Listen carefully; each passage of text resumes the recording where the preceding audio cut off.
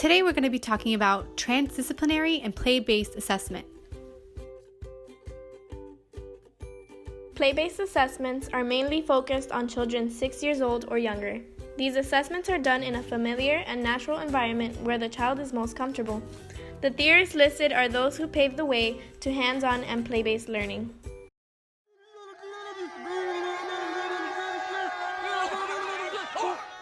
Put your hands up! No, wave them!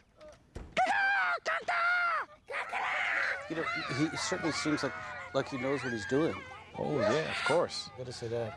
Yeah. We had to interview a lot of people. Yeah, it was a really long, grueling singling out process for me. No, I'm a chicken.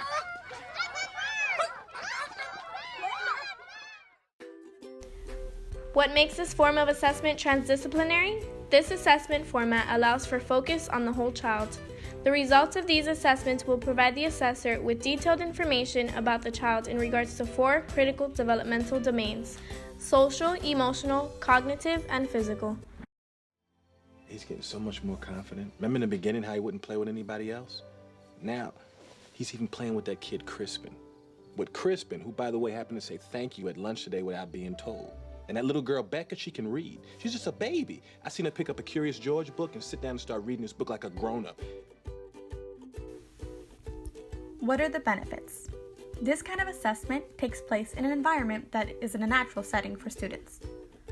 This is a major benefit because children are able to showcase their development and conceptual knowledge in a setting that does not provoke anxiety. Another benefit of transdisciplinary play-based assessment is that it promotes an even playing field for diverse learners.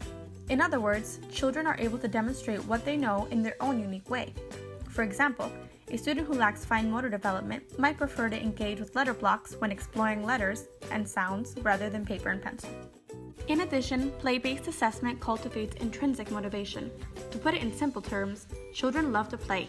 Playing is an easy, engaging way to assess that children are developing appropriately.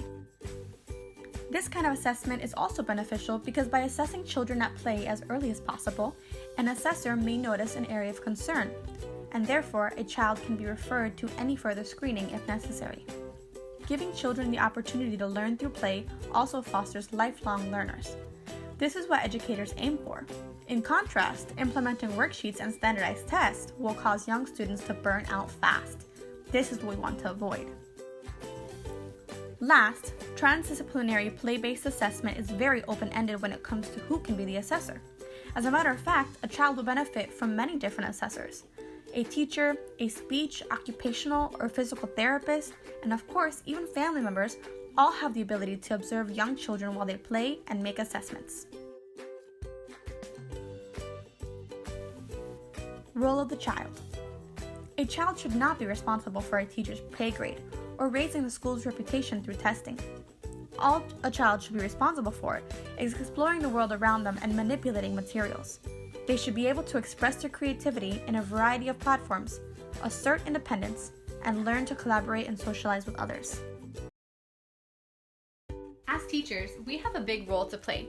We need to make sure that we are being intentional about creating a well-prepared environment.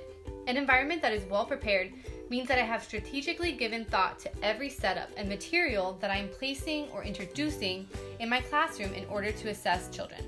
So we're going to plan provocations, invitations to play, and centers that have objectives.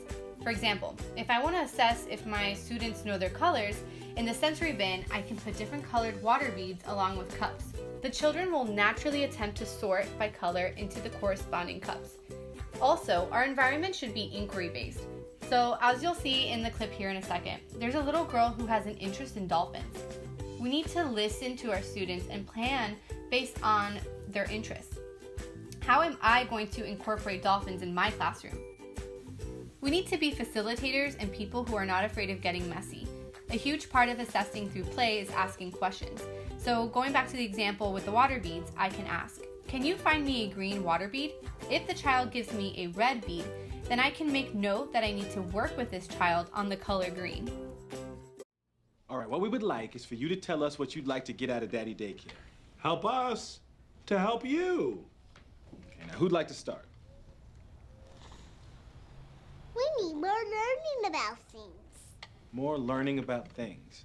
Yes, we're at a very critical age. You have to feed our minds. Okay, all right. You want to write that down, Marvin? Feed our minds. Great. Okay, what else? Dolphins. Dolphins are good. Dolphins are fish. No, they're not. They live in water. That doesn't mean they're fish. Hey. Let's calm down. Let's talk about something else. What else would you like to talk about? Where do babies come from? Why don't we go back to the dolphin subject and discuss dolphins, or if there's anything else on someone else's mind that we can talk about other than that. Write that down. Okay, what else? Could we, What were you getting ready to say, Ben? Come on, I can see you getting ready to say something. What is it, son? more, drawing? More drawings? Yeah, like pictures and stuff.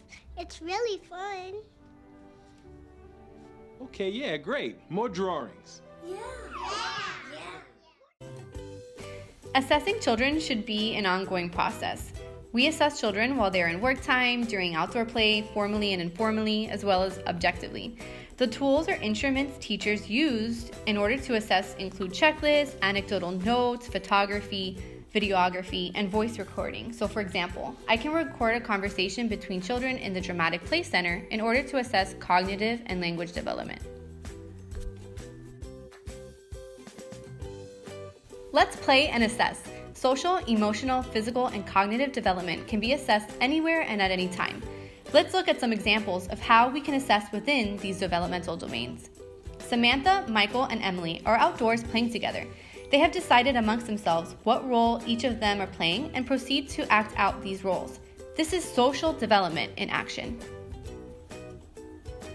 There has been an unexpected change in the daily schedule, and you notice Claire becomes stressed and has a complete and utter meltdown. This is an emotional observation that should be written down. Ryan is playing in the Dramatic Play Center. You assess that he was able to put on a coat and button 3 buttons. This is an example of fine motor skills within the physical domain. Charlie would like to work at the sensory table, but notices it is full and there is no room for her. The teacher observes and hears her say that she will go to another center while she waits for someone to leave the sensory table. This is an example of problem solving and language within the cognitive domain. Our philosophy is that a child is like a climbing vine. With structure to cling to and the right gardener to tend them, they'll grow to the sky. That's the dumbest thing I ever heard. We're not talking about plants, we're talking about kids. And I know you people don't want this woman pruning and cutting and weeding your 3-year-olds. Some people are uncomfortable with achievement. No, what I'm uncomfortable with is treating a little kid like it's an adult. If you people let your kids come here, they're gonna be miserable in 4 different languages. 5, we start Portuguese in the fall. How many languages do you listen to in a minute? You ever just take a break and stop trying to shove knowledge down their throat and just talk to them? Listen to them and see what they want. They're children. They don't know what they want. Yes, they do know what they want. All of them, and they're all different. We took some time, we talked to the kids, got to know them a little bit, and it made a difference. It helped them. Oh, please. Share your success. Why don't you tell these people exactly how you help their children?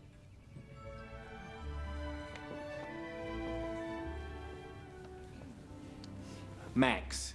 Max over here is potty trained now, okay? I don't miss. That's right, and Becca learned how to read. Yes, I did. And Crispin is the most polite kid you'd ever want to meet. Thank you, Charlie. You are most welcome, Crispin. And I made friends. That's right, little man, you made some friends. The role of the family can be very significant, and if families are on board with their child's teacher, a lot of growth can happen. As a parent or guardian, all you have to do is pay a little more attention when your child is playing alone or with others. If you see something that catches your attention, write it down and relay that information to your child's teachers, pediatrician, psychologist, or anyone else involved with your child. As a member of your community, it is important you are aware of the significance play has on young children. Encourage your children to play with others through playdates or other organized groups at your local park or library. Our youth needs us to advocate for them, and you could be the difference in early childhood education.